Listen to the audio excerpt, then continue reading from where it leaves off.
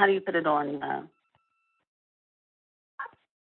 oh, you have to hold it.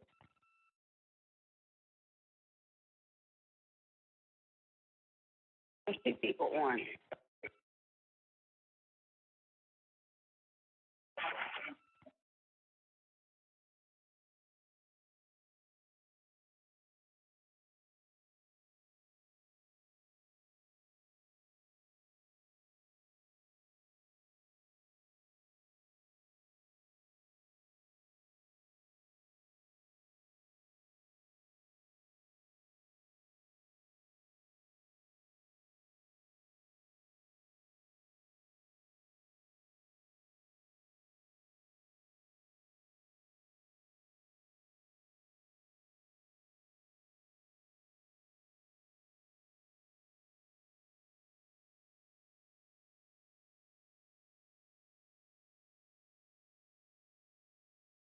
I can't, honey, I can't hear him. Oh. Yeah. Okay. Yeah, they know you're there. Okay. All right. Okay. When will you, yeah. When will you be back?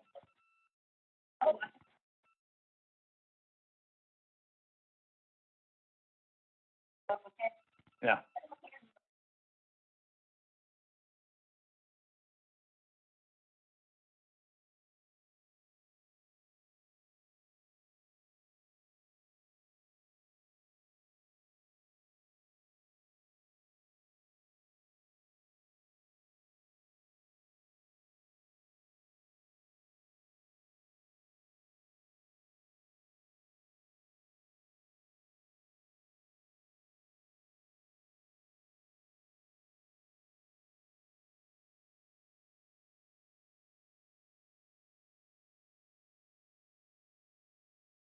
This is Joe Koval.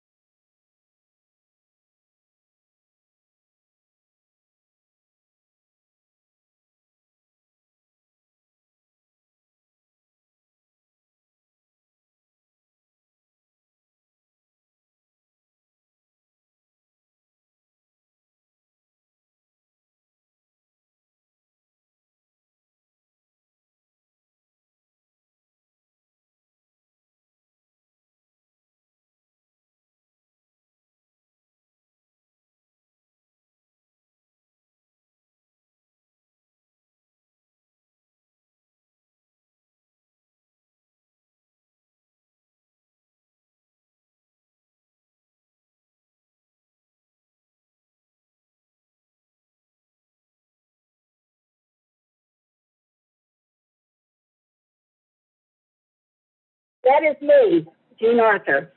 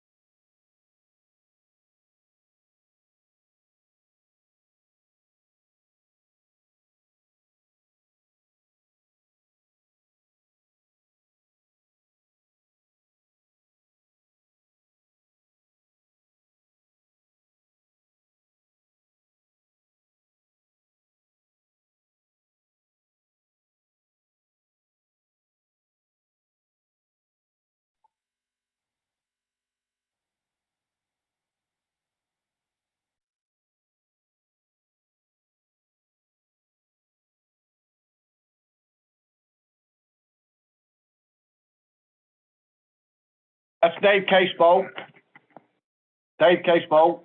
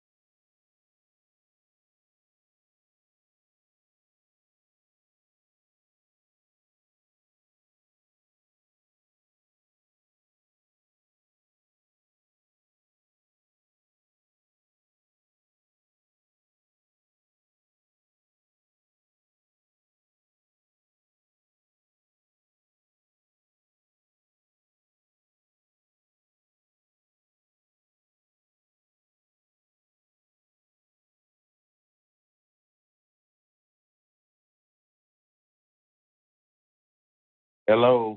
He's doing real good. Really? Got the repits.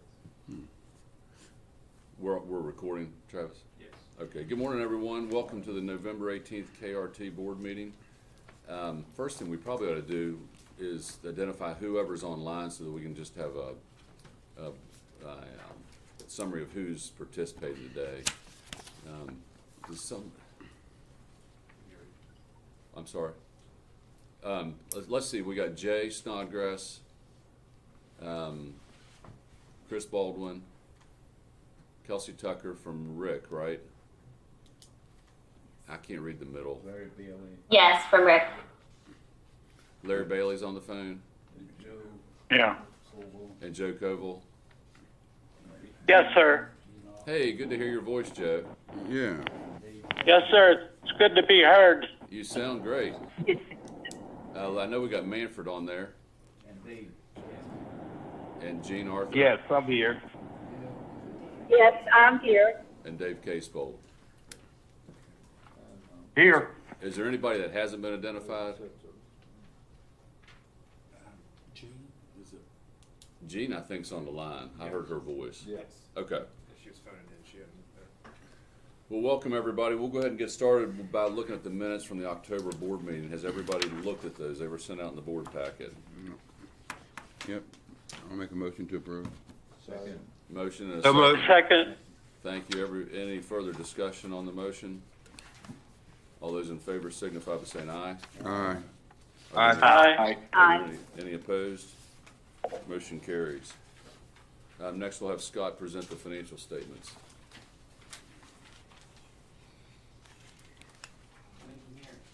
I'm sorry? I need to be up there, am I good?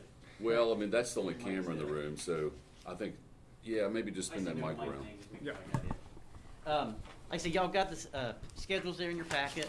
If you want to look there at Schedule 2 for October, total operating revenues, the $121,127 compared to then the operating expenses of $1,063,024.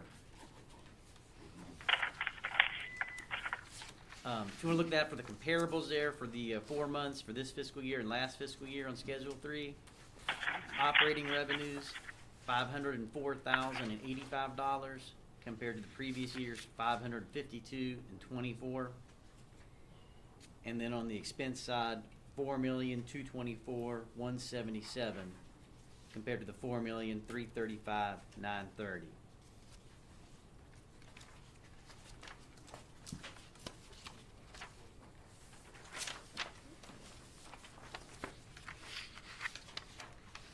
Schedule 4 for the 4-week moving totals. Kind of going different ways here. Some money came in on the revenue and not ridership, or vice versa, with some student passes. But typically they do go in the same direction. But the one's going down, the other one's going up just a little bit. So we'll keep an eye on that to see if anything else created that.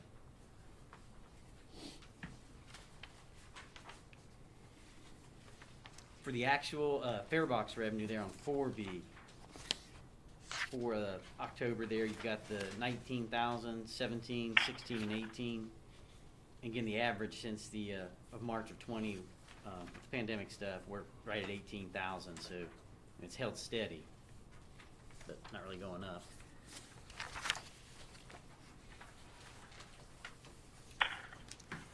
For the ridership counts for passengers there from the fare box on 4C for October, 81,131 compared to the previous October's 86,452.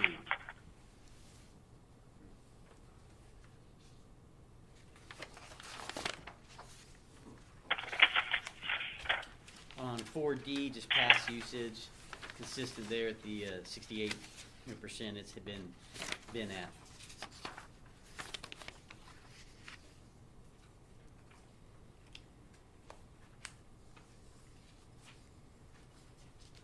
And then on the statistics there on Schedule 5, the passenger account, 3,088 to 3,292, and for the month, 82,855 compared to the 86,000.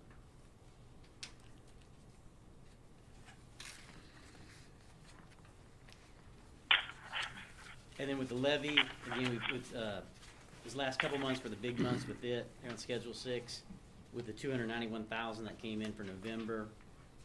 We're still about 2.78% down. Probably not much change with that until we get to when the second payments are due there in February, March. Then we'll really see where we are for the year. Hopefully we can hold steady, but not quite there yet. That's it. Does anybody got any questions? Is there a possibility where on Schedule 4, that the revenue ridership discrepancy is because of sewer funds?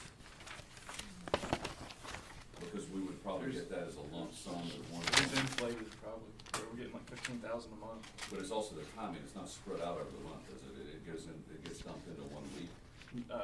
It's one deposit.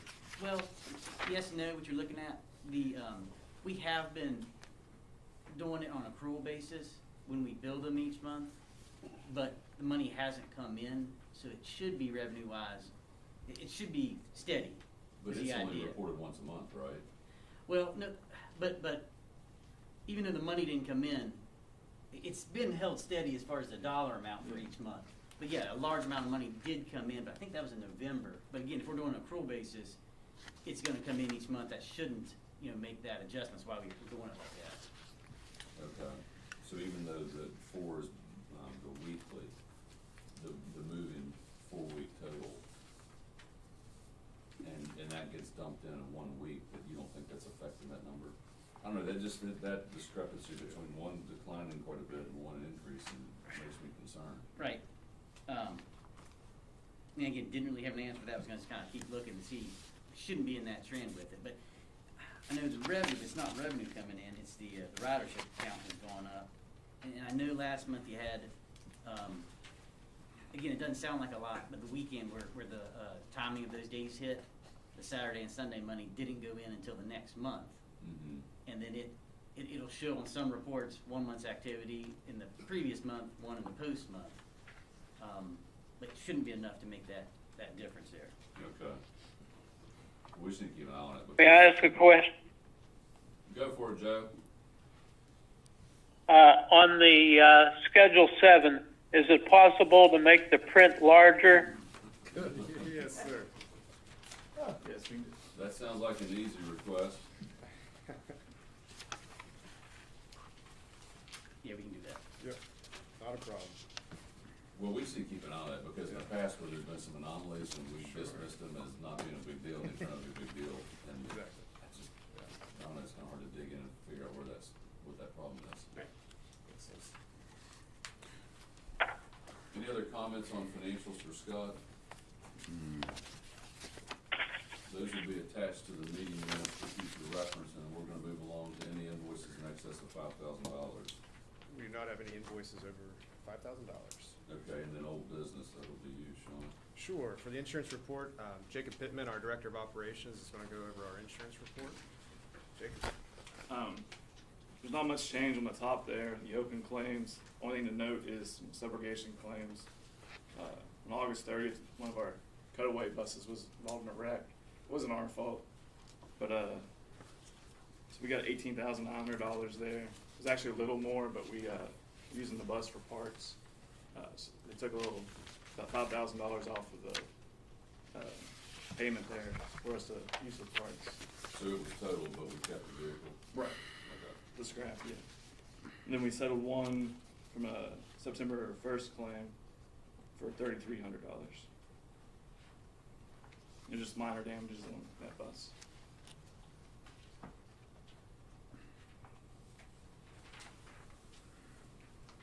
So where it says in-house, that means that Bren wasn't involved?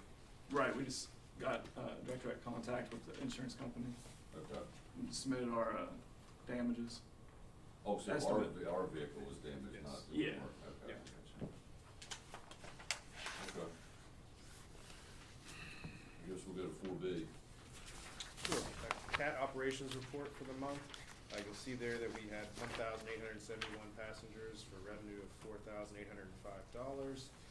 Of that, we also had sewer receipts of $15,666, Medicare of $250.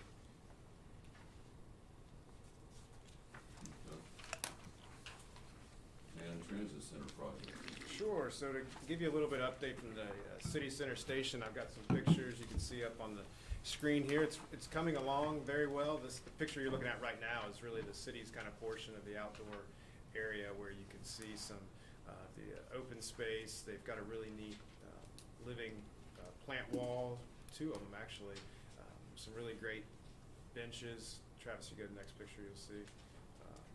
Right there, really setting up. It's really coming together. A lot of this exterior work can happen really fast. So every time we go down to the city center, there's something new to see. The interior of the building, they actually this week started putting up the drywall. They expect the interior build out to happen over this month or over the next 4 weeks and to be completed. The exterior of the building, you can see, still looks nice and blue. That's the moisture barrier that they spray on there. So what you'll notice and what we're waiting on that's causing the delay is the facade of the building. Once we receive that, the brick, which we go to the next picture, and this is what it's actually going to look like. But the problem for one is logistics of getting it in, and then once we do receive that, it's going to take about a month to install it because they're going to have to snake it around the building. That brick is so heavy that you can't lay too much of it at a time without crushing the mortar. So. Here's inside one of our bus shelters. We have 7 of these shelters going up at the city center. These are instead of the traditional benches, we have these kind of leaning set up here. Kind of the idea of, hey, you know, it still accomplishes the mission of letting you rest, but it doesn't give you the ability to lay down and stay for too long. Here are some of the pavers. This is where it connects really KRT's portion to the city's portion of the city center. It's coming along really well and looks pretty sharp. And here are those bus shelters. It's kind of a new design. They're extremely lit up. They've got some LEDs in the top, and they're looking really sharp. We're going to be able to put some ad space on them also, or maybe in the future if we look at doing some art. You also see that blue and green sign right there in the middle of the photo. There's 3 of those up around the city center. They're going to display route information and any messages to our passengers. So we really hope that as far as when individuals are down here, it's going to be as user-friendly as possible, and it's going to be set up in a way that we can get folks in and out as efficiently as possible also. And so we're still looking at mid-January. I know that's been pushed back every time we talk about it. Those are just reflections of the reality of how hard it is to get the materials right now. Again, once we get the facade in, it should be about 30 days, and then we can kind of push play. But talking to the contractors, they're not comfortable with us having folks in the building and working in there while they're trying to put up that facade for obvious reasons. It just would be dangerous. So are they actively working on anything right now? They're actively working on the interior. Okay. Pretty much the exterior of the site is basically complete. They had 4. Last time I went up there, they had 4 lights to put up, and those lights are tremendous. I mean, it's going to be lit up. I mean, it's going to be incredible. Do you know when the whole thing's supposed to be done? Not just our part. I mean, this The city's portion. Well, they keep pushing that portion back as well. We were actually hoping to have it open by Black Friday, but that didn't work, and they pushed it back to December, and now they're saying January. So. Yeah, it's all And logistics. it's all material supply. related, I guess. It's all material related. Yeah, because the city's portion of the exterior part, it can happen really fast. They've literally just been sitting on their hands waiting for the materials to show up. Yes, sir.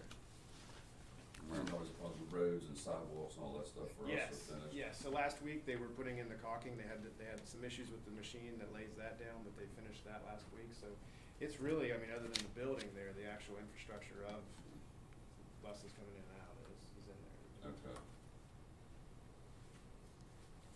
Anybody have any questions about the city center transit facility?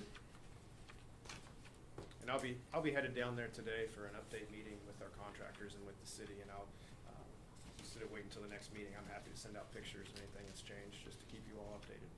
They bid this back, when they bid this, are they having problems with increasing on the prices on what they receive? I know we got a delivery problem, they can't get the stuff. Sure. Or they've raised the prices any and tried to They have get the money out of us? They haven't pushed it down to us that I'm aware of. We've had some different. We haven't really had any change orders. We haven't really had That change orders. Last one. Yeah. It was like $12,000 or something. Right. It was Yeah. minimal. Yeah, Yeah, and it was the last one, so no, Yeah. we haven't seen that. Good If there shape. were, I'm certain there have been some of those changes in price, but that was built in when they made the bids. I'm sure they calculated a little bit for that, yes, sir. No. Just curious. Yes, sir. That'll take us on to new business. We had a spirited fuel bid process yesterday, and David was here, Connie was here. Thank you all very much, Yeah. because that's never an enjoyable experience to see how much fuel prices are gonna be. So I'm gonna let I'm gonna let Sean take care of Sure. presenting that information.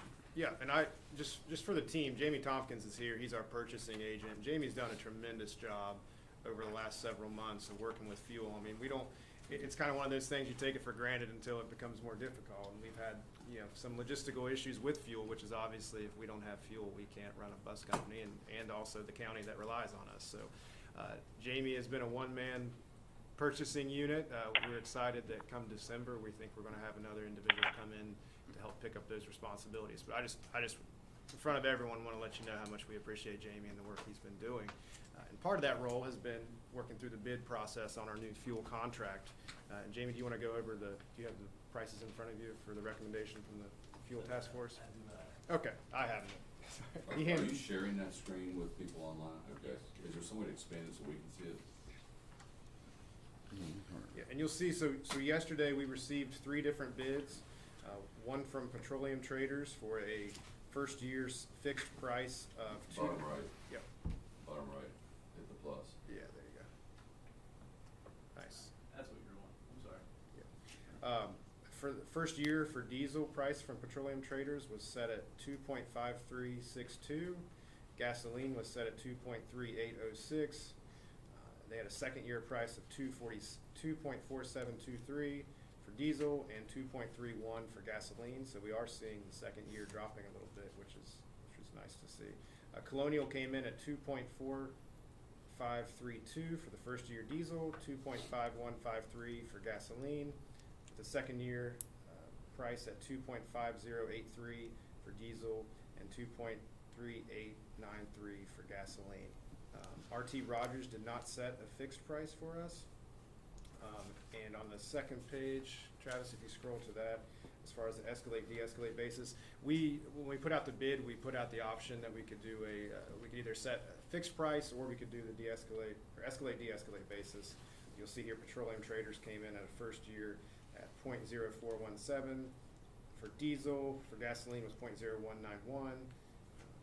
And then we'll go down to the second year, it was 0.0432 and 0.0206, and Colonial came in at 0.0804. First year diesel, first year gas, 0.0754. Second year diesel, 0.0884. Gasoline, 0.0834. And ET Rogers did submit a bid for the escalate, de-escalate basis. First year diesel, 0.0828. Gasoline, 0.0764. Second year diesel, 0.0847. Gasoline, 0.0793. If you look at the numbers below, these are the averages in that column where you see a D and a G. If you go back to the first page, Travis. Our fuel committee, fuel task force looked at those numbers, and you will see that the actual average for diesel from Petroleum Traders is 2.5043. For Colonial, it's 2.4808. And you'll see the average for gasoline over those 2 years is 2.3453 for Petroleum Traders and 2.4523 for Colonial. We purchase more gasoline than we do diesel. We purchase the prices last time it was around 700,000 for gasoline and 539,000 for diesel. So looking at these numbers to maintain the consistency of having one vendor, the recommendation from the fuel task force is to award the bid contract to Petroleum Traders at a price of an average over the 2 years of diesel of 2.5043 and for gasoline 2.3453 dollars a gallon.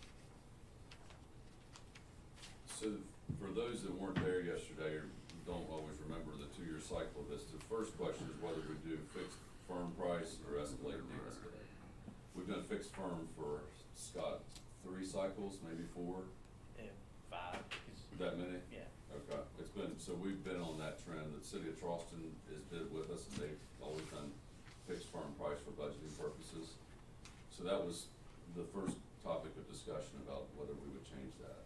And the answer was that we would leave it at fixed firms for budgeting purposes. For reference, right now our diesel's 196 roughly. Is that right? 194. And gas is how much? 160.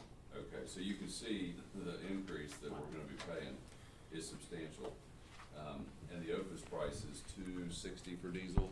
Yeah. So, you know, we knew this day was coming, and we've enjoyed the benefit of having a fixed price for the last 2 years that has paid off in the last 9 months. Hey, Todd, for what it's worth, too, going back, I mean, we've had, if you know the price of the pump, where it's been, but you go back to, it was fiscal year, probably 15, 16, we were over $3 a gallon on diesel, and $2.75. On the fixed firm contract? Wow. I mean, and again, You that was lose like 3 or 4 perspective. years ago. That's like 8% interest rates, and now they look ridiculous. So, and the other question is about going with a particular vendor, and Jamie probably ought to talk about the fact that it's a complicated process to manage just because of the different delivery locations, but secondly, having a single vendor makes it easier for him. So why don't you kind of speak to that, because I think that's important. So having a single vendor is a lot easier logistical wise. So I'm only dealing with one person, and I only have to track one agency when their delivery coming and going. When you introduce two, if we decide to go with Colonial and Precision, and now Precision is closer, Colonial is farther away. So that logistical problem is when they get here, now I gotta send them, I gotta track for one person, it's quite a lot. To track 2 different companies, who's coming, who's going, make sure when I do all the paperwork, don't mix the numbers up because the prices matter. And that'll also affect the budget in the end. And when y'all get billed at end of the month, who's the gas coming from, who's the diesel coming from. So it's a little more complicated than dealing with 2 vendors than just one. A question, you may not have this information, but what's the difference in the cost from last year to this year with this? What's the difference in the cost will be? You mean the gross amount of fuel for KRT? Right. I think Scott had that number yesterday, is my recollection. I don't have the exact amount, since Charlie, the difference. I mean, how much more is it gonna be? How much do we per year? burn, Scott, like 450,000 gallons? For just us, yeah, Yeah. we are, just us, again, is 330 of diesel, and then like say the 113, that was fiscal year 20, 21 was a little lower, we're at 412,000 total. Do you have the cost, how much more it's gonna cost a year? And that's what I say, all that I have to do with that is that take that 412, if you wanna look Right, at the yeah. 50-cent difference, roughly, easier to do a dollar difference, so 400, 205, 10,000 or something. It's a lot considering, I mean, just. Budget-wise, again, back in May when we were doing the budget and everything, we anticipated the both prices going up, not knowing what it was. We picked an average. We were right at, instead of 225, I think we had 225 instead of 225. So you allowed for that? And again, we add a couple more gallons in. We round up to try to be conservative with that budget-wise. With the numbers that came in on those fixed costs for this budget year, I mean, we'll come in right at budget. Usually we're well under it, but we should be right at it for both gas and diesel, which, good thing, bad thing, you know, we prepared for that, not knowing. But yeah, it will cost us. I'll make the motion to stay with a single supplier. Can I add to that we accept Precision Traders? Well, it's Petroleum Traders Yeah, is the Petroleum. proper name. You need 2 separate motions. No, what we'd like is one motion that allows the administration to engage Petroleum Traders for a 2-year fuel contract. So, I'll you second did that. good. Okay. So there's a motion and a second. Is there any further discussion about the fuel contract? It's a 2-year commitment. Hearing none, I'll call the vote. All those in favor signify by saying aye. Aye. Are there any Aye. opposed? Aye. Motion carries. Thank you. let's see, Sean, we're on 5B. Sure, so for the next three topics, which are the discussion and adoption of continuity. Never had those words, it just don't work. I swear I can read, folks. Continuity of operations plan, or we call it COOPS, that's why I'm not used to saying continuity. And the BRRP and the PTAS. Kara Greathouse is on our team and works with grants and goes through some of these plans. And she's done a fantastic job of updating me very quickly on what these plans are and why it's so important that we have them regularly updated. And I'd love for Kara to go over some of the changes we've made and just the thought process behind it, and just get you all to be more familiar with Kara. So Probably gonna need to come close to one of these mics for benefit of people online.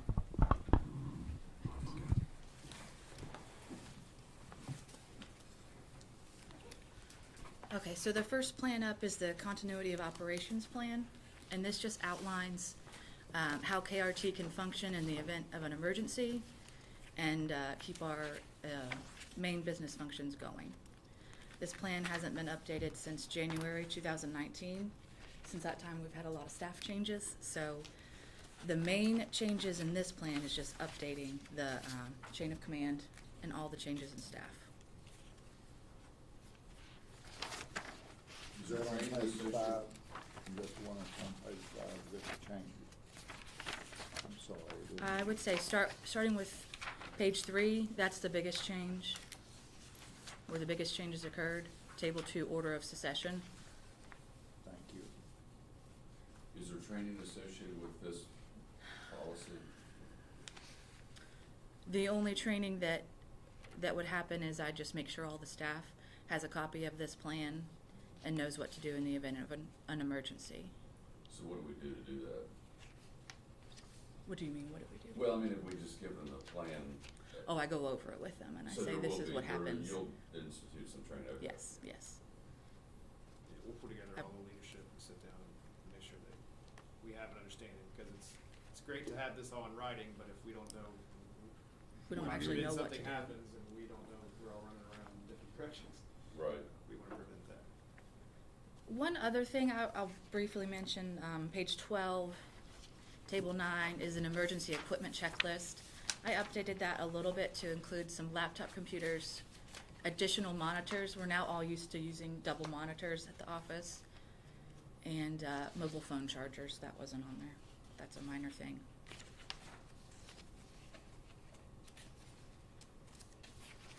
Backup power, something that would be, I mean, if this list needed to be used, you would be going somewhere else to operate? Yes, potentially? we would. And then we have some alternate locations listed in the plan of where we would go first. Okay.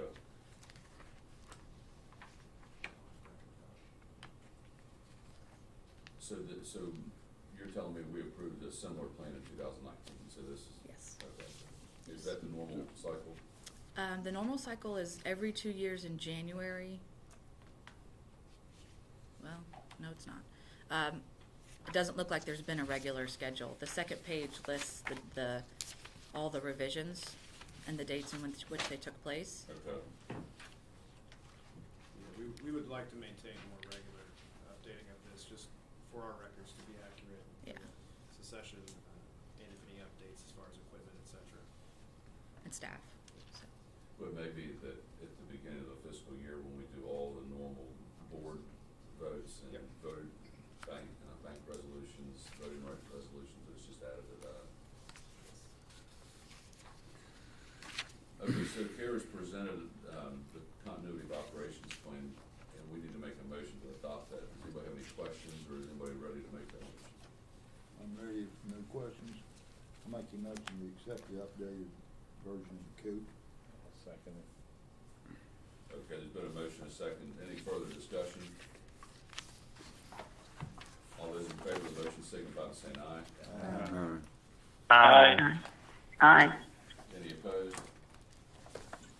Motion carries. All right. The second plan is the disaster response and recovery plan. And this is more if an emergency or an evacuation has to take place anywhere in Kanawha County. It's a bigger plan. I didn't change much of anything except just staff. But it is something that it gets updated the same time as the COOP plan. And it was originally created with Michael Baker as a consultant. They kind of did the plan, and we've just kept the updates going every few years after that. Has anyone checked these recently for how they comply with federal regulations? I mean, if they came originally from Mr. Baker, do we know that we're keeping up with changes federally? So I'll say, I don't think there were any federal requirements that we have to have a disaster response and recovery plan. We just have one because in the event of an emergency, we're gonna be called upon to evacuate people. Okay. So I don't know that there are any specific federal regs that pertain to this. So do these get filed with the county or somehow shared? We share them with the county and the emergency responders there. Okay. Actually, didn't they just give us this plan and we're supposed to go with it? Sometimes that happens. It's hard to change it if that's what they want. I'll make a motion to accept, I don't know how you pronounce that, I'll second. PASP. Well, right now we're on disaster response and I'm recovery. on the wrong one. Right. You're a little ahead. Yeah, You have a tea time? DRRP. Actually, I He's on don't the make golf it from course. work today. Okay, so was the motion that you meant to make that you would accept the disaster response recovery plan? That's correct. Okay. And I'll second that. Okay, second by Hicks. Any further discussion about the DRRP? All those in favor signify by saying aye. Aye. Aye. Any opposed? Motion carries. Okay, letter D. Okay, the last plan I have for you today is the Public Transportation Agency Safety Plan. We are federally required to update this plan every year. It was originally created in cooperation with the Department of Transportation and Division of Public Transit. It was initially done in January of 2019, and we had a consultant help us.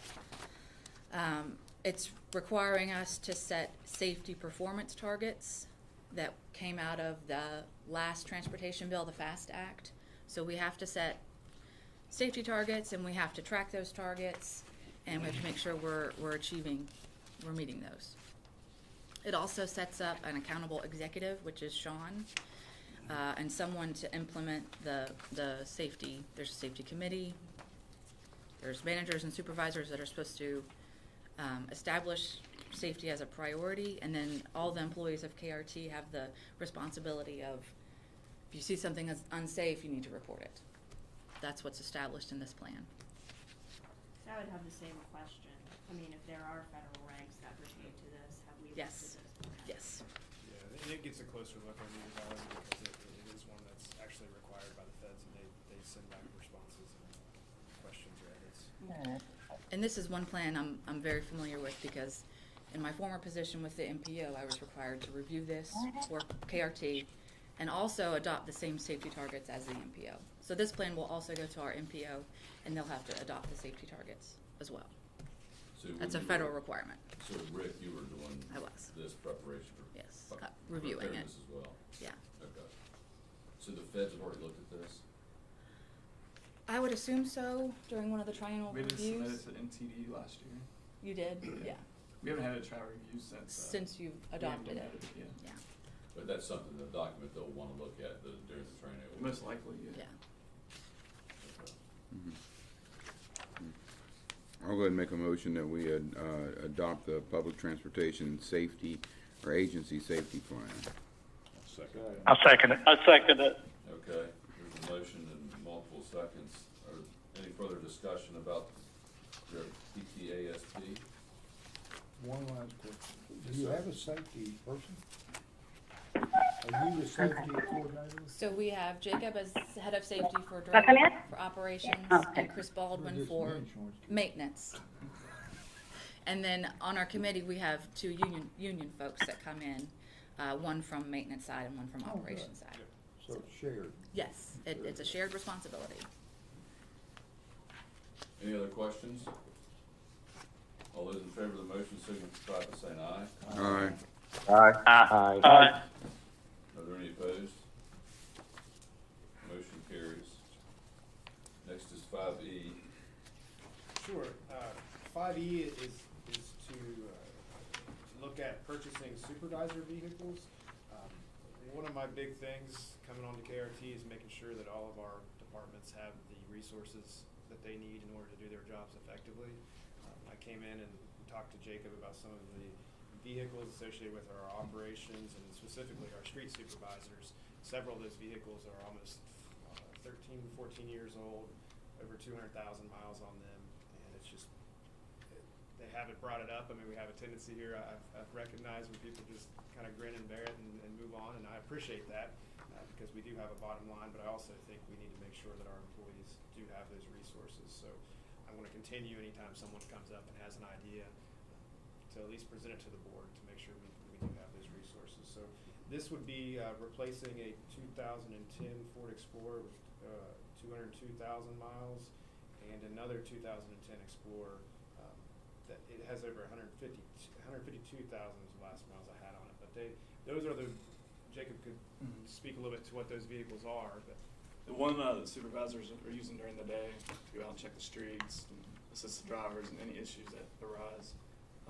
The other one we're using as a relief vehicle for the drivers to relieve other drivers out on their runs. Traditionally, just the relief vehicle has been handed down whenever we get new vehicles. Are these new vehicles you're purchasing? yes, these would be new. These would be off of the. Jamie, correct me if I'm wrong. Off the state contract. Off the state bid? Yes, sir. Yes, sir. And they're Ford Explorers? Yes, they're Ford. From Thornhill? Yes, and we've been told that there's a 60-day period, delivery period. So, yeah. You said this is for new vehicles? Yes, ma'am. We ought to buy about 4 or 5. That's not a bad price. That's what I was gonna say.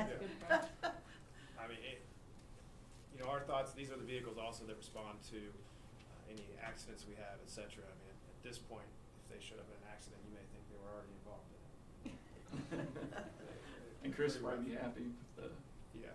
less maintenance on these two. And we had talked to, and as we get a new vehicle too, we're not going to go crazy with it, but we would like to, put the KRT brand on it and be proud of what we have out on the streets. I mean, I think obviously we're in the public's view, and we want to be,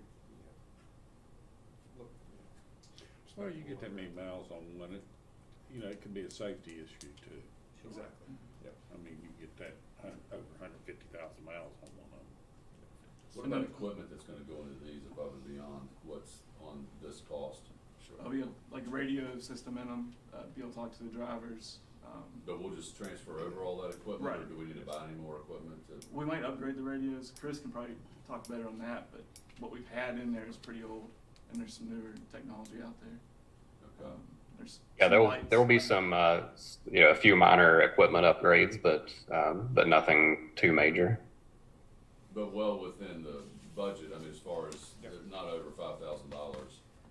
Correct. Okay. And I'm curious what the board thinks about branding these vehicles. They're not branded at all right now, as far as I can tell. No. I mean, unless you see a county license plate on the, or I guess a state license plate on the back, you don't even know they're KRT. You talking about just a little symbol on the door or something? No, I'm talking more like a wrap. No, I think it's a good idea to You do got it. your vehicles wrapped, don't Yeah, you? I think it's a good idea. I mean, it's great to have a running billboard like that going around, I think, promoting what you're doing.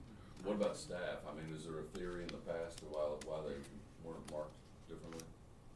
Yeah, there's been different ideas. Okay.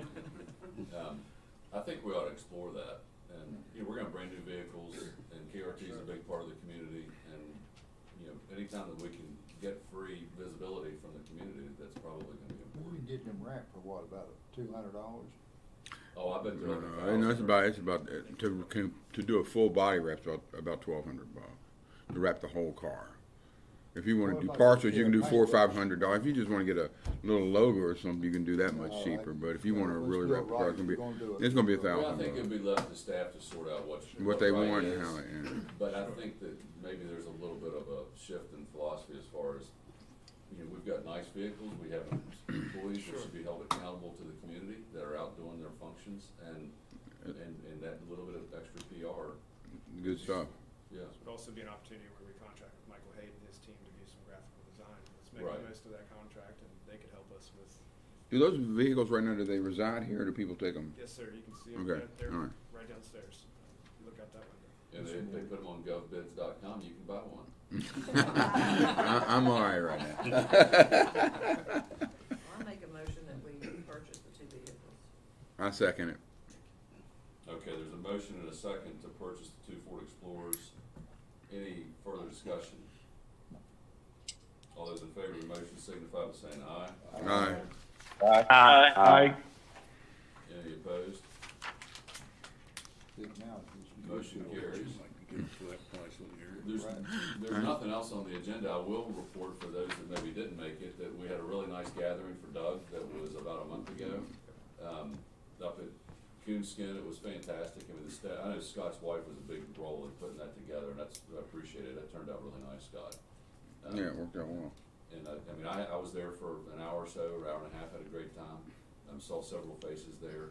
I did talk to Doug yesterday, and he was at Disney. And within about 30 seconds, he wanted to know about fuel bids and things at KRT. Why are you worried? Why do you care? He'll be calling you back today. Yeah. Oh no, he texted me about 5. He goes, "So what were the fuel bids?" So he's having a hard time. It's in the blood. Let him go. Years. He's a great, he will continue to be a great resource for us. And he's still, helping with the city center, so he's checking in and we go to these, every other week meetings he's there. So. I'm sure he'll stop by there, go on his way back to the airport when he gets in town. Exactly. Anybody else have any comments or questions? Do you need a motion to wrap that, or just let it there? That would be administrative function. No, That will be under $5,000 anyway. Right. well under that. Yeah. Yeah. Okay. And Michael Hayde will be a resource to give them some ideas about what really would be appropriate and make sure it looks good. Because that's I don't know, how long does wraps last? Oh, they're easy, yeah. I've had a car that's been was wrapped for 5 years and it still looked good. The wraps still look good. One final thing that Sean and I talked about last week is, there's been a lot of infrastructure money that's gonna come out. And it's yet to be known exactly what that's gonna look like, what the requirements and spending stipulations are gonna be. But one thing I think KRT needs to do is to be in a position that we're ready.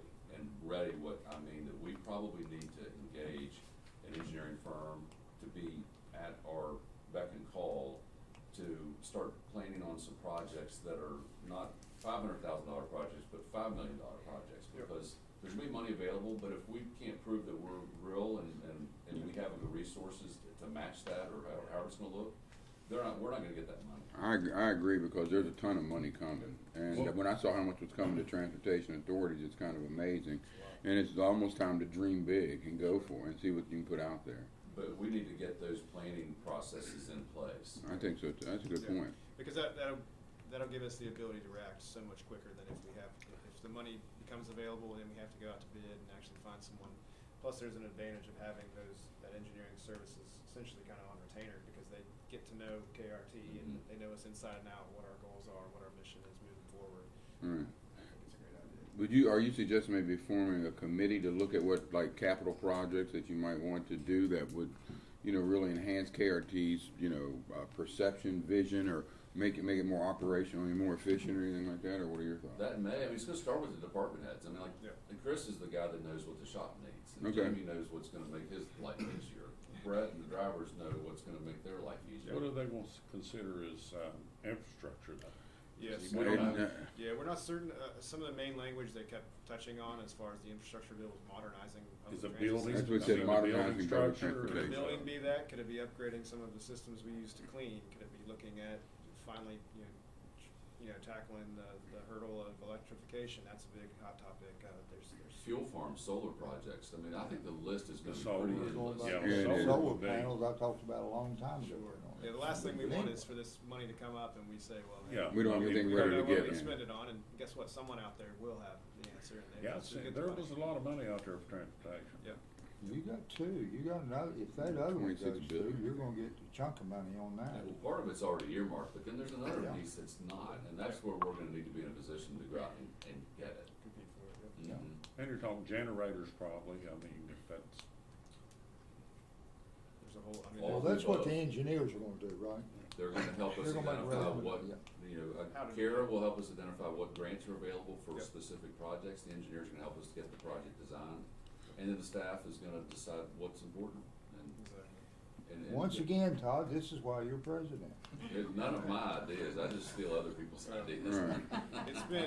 It's been so encouraging to me as I've come in and asked all of our department heads to share ideas. of how That's what I think, to- having an It's- idea. I mean, I could write a book right now of ideas that people have been building up Well, good. for us to do, and so I'm really excited by the potential of it, from looking at how do we, you know, right now you can't get on a bus with your phone or a credit card and actually, you know, pay a fare, so if you don't have cash in your pocket, it's 2021, we should be able to do some of those things. Right. So would that be modernizing our public transit system? I think so. I think Absolutely. there are plenty of outside the box ideas, but I think that Todd is correct on, let's be prepared for this when this does come down, and we'll continue to monitor it on a daily basis, and Karen does a great job of that. Do the drivers have to have CDL? Yes, sir. Yeah, that's one way you could use it, to train more drivers. I think they're gonna expect pipe in the ground. Physical, bricks yeah. and mortars and Yeah, things that's like that right. with this, but there's gonna be a lot of opportunities. What it would do for us is free up other resources as well, so. There's definitely a need to put more drivers in seats. Does anybody use Venmo here? Does anybody know what Venmo is? Yep. I've used it. Okay, I'm just curious. I didn't see a majority there, so. Travis says. Everybody I'm over okay. 45 says yes. I resemble that. Anything else? No. I appreciate everybody's thoughts today, and, you know, it's nice to take 5 minutes and just throw ideas out there, because something will stick someday Mm-hmm. for the betterment